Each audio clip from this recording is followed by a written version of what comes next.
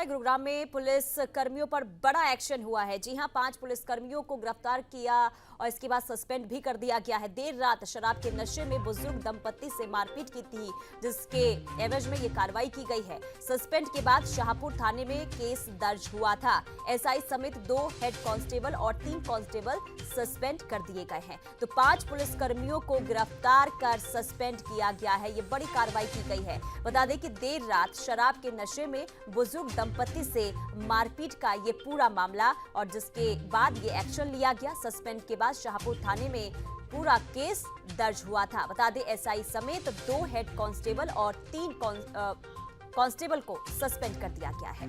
तो बड़ा एक्शन यहां पर उठाया गया है। गुरुग्राम में पुलिस कर्मियों पर बड़ा एक्शन लेते हुए एसआई समेत 2 हेड कांस्टेबल और 3 कांस्टेबल सस्पेंड कर दिए गए हैं। और नीरज हमारे संवाददाता तमाम जानकारी के साथ फोन लाइन पे जुड़े हुए हैं। नीरज, बड़ा एक्शन यहां पर लिया गया है। जिस तरीके से कल ये पूरा मामला सामने आया था और आज एक्शन लेते हुए एसआई समेत 2 हेड कांस्टेबल और 3 कांस्टेबल को सस्पेंड कर दिया गया है।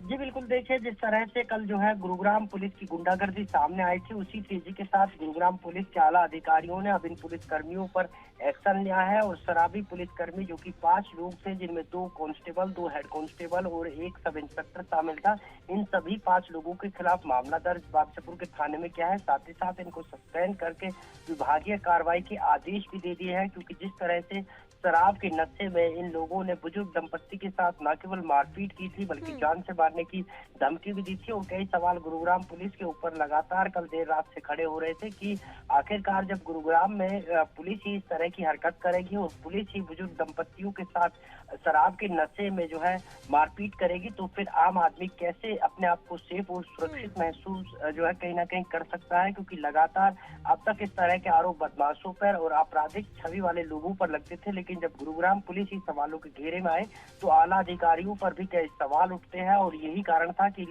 तुरंत जो है गुरुग्राम पुलिस के आला अधिकारियों ने एक्शन लिया है और अब फिलहाल 5 पुलिस कर्मियों को सस्पेंड कर दिया गया है। साथ ही साथ उनको अरेस्ट कर लिया है। मामला उनके खिलाफ जो है दर्ज हो चुका है और विभागीय कार्रवाई भी उनके खिलाफ शुरू कर दी है।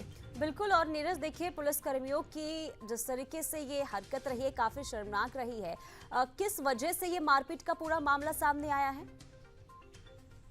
जी बिल्कुल, देखिए मैं आपको बताऊं कि कल तकरीबन 11 बजे के आसपास की ये घटना है। और ये 5 जो पुलिसकर्मी थे, ये गुरुग्राम पुलिस ऑफिस में तैनात थे।